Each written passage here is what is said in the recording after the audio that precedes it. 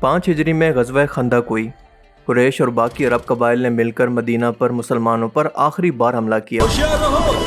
दुश्मन आगे है। इस नियत से कि इन लोगों को एक ही बार में सफ़े हस्ती से मिटा देते हैं। और तकरीबन 10,000 का लश्कर मक्का और मदीना के यहूद कबाइल, गदाफ़ान, बनु असद और दीगर कबीलों का रसूलुल्लाह से अमन मुआहदा तोड़कर गद्दारी करके मदीना पर चढ़ आया। जबकि मुसलमानों की तादाद सिर्फ 3,000 के करीब थी, लेकिन अल्लाह ने मुसलमानों को फतह दी और नबी करीम सल्लल्लाहु अलैहि वसल्लम ने हज़रत सलमान फ़ारसी के मशवरे पर मदीना के खुले हिस्से के अंदर खंदक को खोदने का फ़ैसला किया।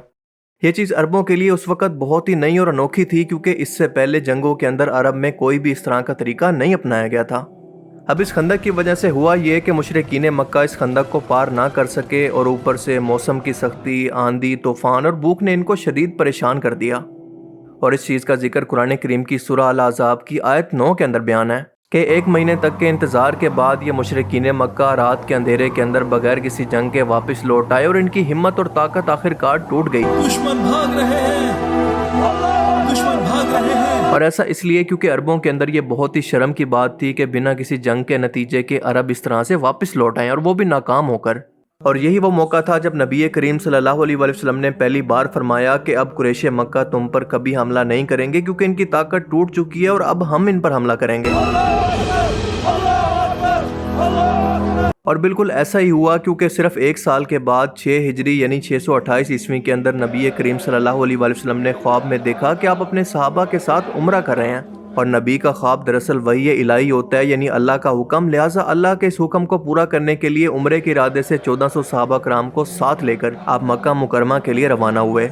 कुरैश मक्का ने जब ये देखा तो आपको मक्का में दाखिल होने से रोक दिया, क्योंकि इनके लिए बहुत ही शर्म की बात थी कि इनकी मौजूदगी के अंदर मोहम्मद सल्लल्लाहु अलैहि वसल्लम इनके शहर में इनकी इजाज़त के बगैर दाखिल हों। और आखिरकार थोड़ी बहुत कशीदगी के बाद हुदैबिया के मकाम पर मज़ाकरात के ज़रिए एक 10 साला अमन मुआहदा तय पाया, जिसको सुलह हदैबिया कहा जाता है। इस मुआहदे का मतलब था कि मुसलमानों और मुशरिकीन मक्का के दरमियान अब 10 साल तक कोई जंग नहीं होगी, जिसको कुरान करीम ने सूरह अल फतह के अंदर मुसलमानों की वाज़ेह कामयाबी कहा।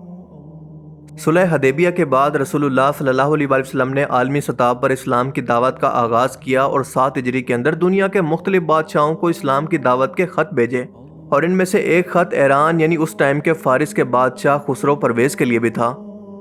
नबी करीम सल्लल्लाहु अलैहि वसल्लम ने अब्दुल्ला बिन हुज़ाफ़ा अस्सामी को ये ख़त देकर ईरान भेजा, जिसका मफ़हूम ये था कि रसूलुल्लाह की तरफ से ईरान के बादशाह खुसरो परवेज़ के लिए। और फिर लिखा था कि अगर तुम इस्लाम को कबूल करोगे तो सलामती पाओगे, और अगर ऐसा ना किया तो तमाम मजूसियों का गुनाह भी तुम्हारे सर होगा। और मैं आपको इस्लाम की दावत देता हूँ, इनकार करने पर सारे मजूसियों का गुनाह आपके सिर पर होगा। अब हमारी आज की वीडियो का टॉपिक यही मजूसी मजहब है, जो कि इस्लाम के आने से हज़ारों साल पहले फ़ारिस के अंदर मौजूद था। और ये लोग इस वक्त आग की परस्तिश किया करते थे।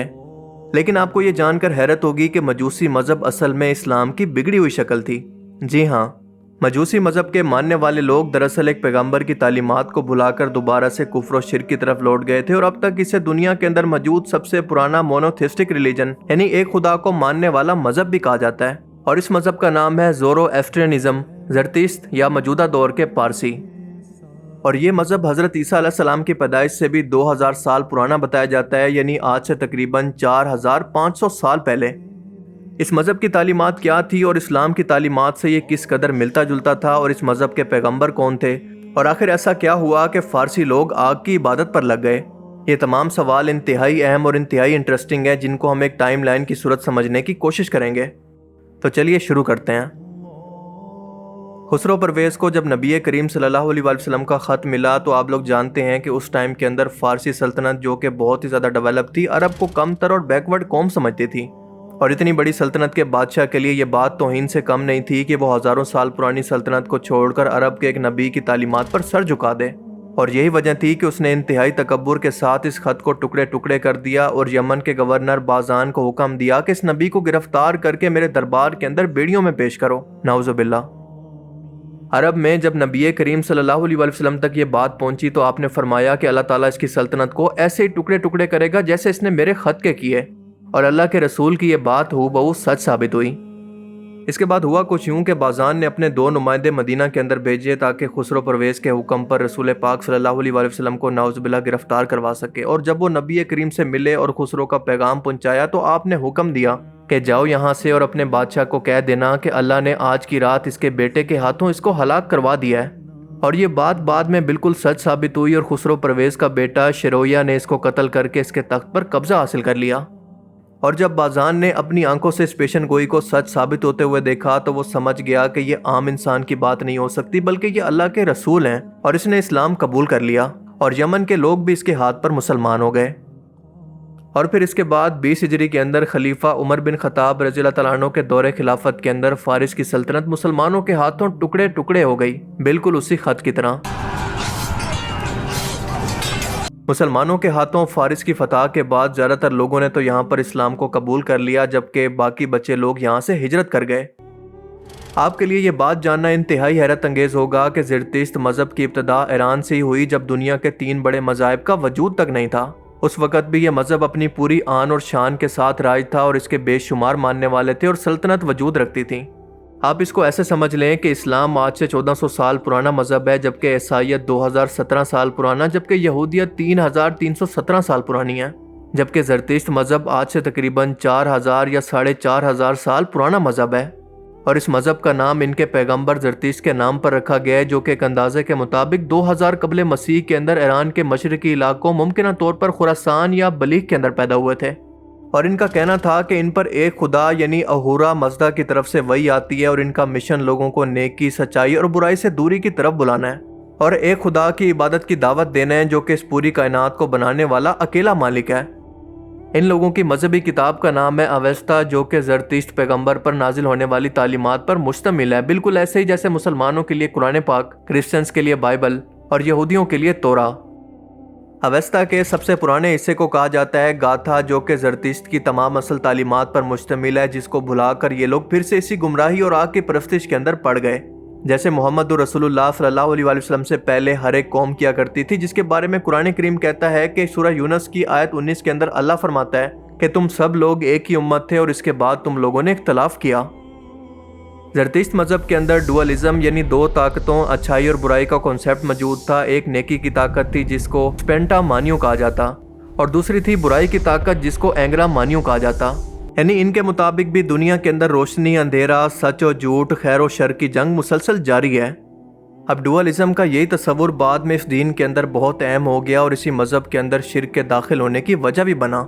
اور ایسا اس طرح سے ہوا کہ لوگوں نے نیکی کو اور برائی کو خدا جیسی 2 الگ قوتیں سمجھنا شروع کر دیا، یعنی برائی کا خدا الگ ہے اور اچھائی کا خدا الگ سے ہے، اور ہم لوگوں کو ان دونوں خداؤں کو اپنی عبادات سے راضی کرنا ہے۔ اور ان لوگوں نے یہ سوچنا شروع کر دیا کہ اگر ہم صرف نیکی کے خدا کو راضی کرتے ہیں تو برائی کا خدا ہمیں نقصان دے سکتا ہے، لہٰذا اس کو بھی خوش رکھنا ضروری ہے۔ اب اس کا نتیجہ یہ ہوا کہ لوگوں نے دونوں طاقتوں کو خوش رکھنے کے لیے نیکی کے لیے عبادت کی اور برائی سے بچنے کے لیے قربانیاں، آگ جلانا، توہم پرستی کی رسمیں، جھاڑ پھونک کرنا شروع کر دی۔ یہ کنسیپٹ بالکل ایسا ہے جیسے آج بھی لوگ شیطان کو اللہ کا دشمن مان لیتے ہیں، جبکہ در حقیقت شیطان تو خود اللہ کی مخلوق ہے، اس کا خود کا کچھ بھی نہیں ہے۔ زرتشت مذہب کے اندر پہلے لوگ آگ کی پوجا نہیں کرتے تھے، بلکہ اس کو پاکی، نور اور سچائی کی علامت سمجھتے تھے، اور ان کے پاس ایک آتش کدہ یا پھر فائر ٹیمپل ہوتا تھا جہاں پر اس پاک آگ کو ہمیشہ کے لیے جلایا جاتا، پر اس وقت تک اس کی عبادت نہیں ہوتی تھی جب تک اس کی اصل تعلیمات موجود تھیں۔ پر آہستہ آہستہ نسل در نسل ان لوگوں نے آگ کی طرف چہرہ کر کے اس کی عبادت شروع کر دی اور ان لوگوں نے آگ کو خدائی صفت دینا شروع کر دیا، یہاں تک کہ آخرکار یہ آگ خود معبود بن گئی، اور یہ لوگ یہ ماننے لگے کہ یہ آگ بجھنی نہیں چاہیے کیونکہ یہ ہمارے گناہ جلاتی ہے، ہمیں شفا دیتی ہے، اور اس وقت ہزاروں سالوں سے ایک بڑے مندر کے اندر ہمیشہ یہ آگ جلتی رہتی تھی، جسے آخرکار مسلمانوں نے ایران کی فتح کے بعد بجھا دیا۔ جیسے بنی اسرائیل نے حضرت موسیٰ علیہ السلام کے بعد بچڑے کی عبادت شروع کر دی تھی، عیسائیت اور ہندو مت کے اندر بھی یہی کچھ ہوا۔ ان کے نبی کی وفات کے بعد قوم پھر سے بت پرستی پر لوٹ گئی، اور زرتشت مذہب کے لوگوں نے بھی یہی کیا۔ اس مذہب کے ماننے والے لوگ ناپاکی سے دور رہتے تھے اور پاک صاف رہتے تھے، اور یہ بھی مانتے تھے کہ انسان کو ایک مرد اور ایک عورت سے پیدا کیا گیا۔ اب ویسے تو یہ لوگ فرشتوں کو بھی مانتے تھے، لیکن یہ کہتے تھے کہ خدا نے 6 فرشتوں کو اپنی طاقت اور خدائی کے اندر حصے دار بنا رکھا ہے، جو مختلف کائناتوں کے اندر اپنی ڈیوٹیاں سر انجام دیتے ہیں، یعنی پھر سے وہی شرک۔ زرتشت مذہب یا پھر موجودہ پارسی لوگ انبیاء پر بھی ایمان رکھتے ہیں اور ان کی تعلیمات پر عمل بھی کرتے ہیں، اور ان لوگوں کا ماننا ہے کہ مرنے کے بعد روح ایک پل سے گزرتی ہے اور نیکیوں والے جنت کے اندر جاتے ہیں اور گناہ گار دوزخ میں، بالکل ایسے ہی جیسے اسلام کے اندر پل صراط کا کانسیپٹ ہے۔ اب تک آپ لوگوں کو خود ہی اندازہ ہو گیا ہوگا کہ یہ لفظ پارسی نہیں تھا بلکہ اصل میں فارسی تھا، جس کو بدل کر پارسی کر دیا گیا، اور آج بھی دنیا میں یہ لوگ اسی نام سے جانے جاتے ہیں۔ دراصل یہ وہی زرتشتوں کی نسل ہیں جو کہ عربوں کے ایران پر فتح کے بعد بھارت کے گجرات کی طرف ہجرت کر گئے اور پارٹیشن کے بعد پاکستان کے شہر کراچی کے اندر خاص طور پر آباد ہوئے۔ آج کل پارسی زیادہ تر بھارت، ایران، پاکستان اور چند یورپی ملکوں کے اندر موجود ہیں، اور آج بھی پوری دنیا کے اندر پارسی مذہب کے ماننے والے صرف 2.5 لاکھ لوگ ہی بچے ہیں، اور ان میں سے حیرت انگیز طور پر 80% پارسی تو ہندوستان کے اندر رہتے ہیں، جبکہ 20% پوری دنیا کے اندر کہیں نہ کہیں پر آباد ہیں۔ آج بھی ان لوگوں کے وہی عقیدے ہیں جو کہ زرتشت لوگوں کے تھے، بس فرق یہ ہے کہ موجودہ پارسی آگ کے سامنے کھڑے ہو کر بس دعائیں پڑھتے ہیں، لیکن آگ کو سجدہ یا اس کی پوجا نہیں کرتے۔ اب یہ ان لوگوں کا دعویٰ ہے، پر اس دعوے کے اندر کتنی سچائی ہے یہ کنفرم نہیں ہے، کیونکہ اگر یہ سچ ہے تو اسلام کے مطابق یہ بھی شرک ہے، اور ایسا اس لیے کیونکہ وہ مخلوق کو عبادت کا مرکز بنا رہے ہیں جو کہ صرف اور صرف اللہ کی ذات کو ہونا چاہیے۔ ان لوگوں کا دعویٰ ہے کہ ان کے مذہبی رہنما کے پاس اویستا کا وہ قدیم نسخہ موجود ہے جو کہ ان کے پیغمبر زرتشت پر نازل ہوا تھا۔ آج بھی پارسی لوگ اپنے مردوں کو جلانے یا پھر دفنانے کی بجائے ایک کھلی عمارت کے اندر رکھ دیتے ہیں تاکہ اس کو گدھ وغیرہ کھا جائیں۔ اس خاص عمارت کو دمخہ یا پھر مینار خاموشی کہا جاتا ہے، اور یہ ایسے شہروں کے اندر تعمیر کیا جاتا ہے جہاں پر پارسیوں کی تعداد بہت زیادہ ہو، مثال کے طور پر ممبئی اور کراچی، اور جہاں پر دمخہ یا مینار خاموشی نہیں ہوتا وہاں پر ان کے قبرستان ہوتے ہیں جن کے اندر مردوں کو یہ مجبوری کی وجہ سے دفن کرتے ہیں، مثال کے طور پر لاہور کا پارسی قبرستان۔ یہ لوگ بھی قیامت پر یقین رکھتے ہیں، اور ان کا ماننا ہے کہ فائنل حساب کتاب کے بعد نیک لوگوں کو ہمیشہ کے لیے جنت ملے گی جو کہ بہت ہی خوبصورت، روشن اور خوشی کا ٹھکانہ ہے، اور ناپاک لوگوں کو جہنم کے اندر پھینک دیا جائے گا جو کہ بہت ہی تاریک اور جما دینے والی سردی سے بہت زیادہ ٹھنڈی ہے، اور جہنم میں ہمیشہ ہمیشہ کے لیے یہ عذاب ان کا مقدر ہوگا۔ دوستو، زرتشت مذہب اس بات کا ثبوت ہے کہ اللہ نے واقعی اپنے وعدے کے مطابق دنیا کے ہر ایک قوم اور قبیلے کے اندر اپنے نبی لوگوں کی ہدایت کے لیے بھیجے، اور ان تمام پیغمبروں کا بس ایک ہی پیغام تھا کہ تمام دنیا کی مخلوقات کو اور تمام اپنی بنائی ہوئی مخلوقات کو چھوڑ کر بس ایک اللہ کی عبادت کرو۔ پر ہر بار اس پیغام کو یا تو لوگوں نے خود بدل دیا یا پھر سے اسی گمراہی پر لوٹ گئے جس پر پہلے سے تھے۔ پر محمد رسول اللہ صلی اللہ علیہ وسلم کی نبوت کو یہ اعزاز بھی حاصل ہے کہ آپ قیامت تک کے انسانوں کے لیے آخری نبی ہیں، اور اب یہ پوری کی پوری امت، پوری دنیا کے انسان شرک پر کبھی اکٹھا نہیں ہوں گے جیسا کہ اس سے پہلے ہوتے رہے، کیونکہ محمد رسول اللہ صلی اللہ علیہ وسلم صرف اپنی قوم عرب کے لیے نہیں بلکہ پوری دنیا کے انسانوں کے لیے ہدایت لے کر آئے جو کہ قرآن کریم کی صورت قیامت تک کے لیے محفوظ رہے گا۔ اللہ تعالیٰ سے دعا ہے کہ وہ ہمیں سمجھنے کی اور نیک عمل کرنے کی توفیق عطا فرمائے، آمین۔ اگر آپ کو اس ویڈیو سے کچھ نیا جاننے کو ملا تو اس ویڈیو کو ضرور لائک کیجئے، اور اب میں ملوں گا آپ سے ایک ایسی ہی نئی انٹرسٹنگ ویڈیو میں، تب تک کے لیے اپنا بہت سا خیال رکھیے گا۔ Thanks for watching this video. اللہ حافظ۔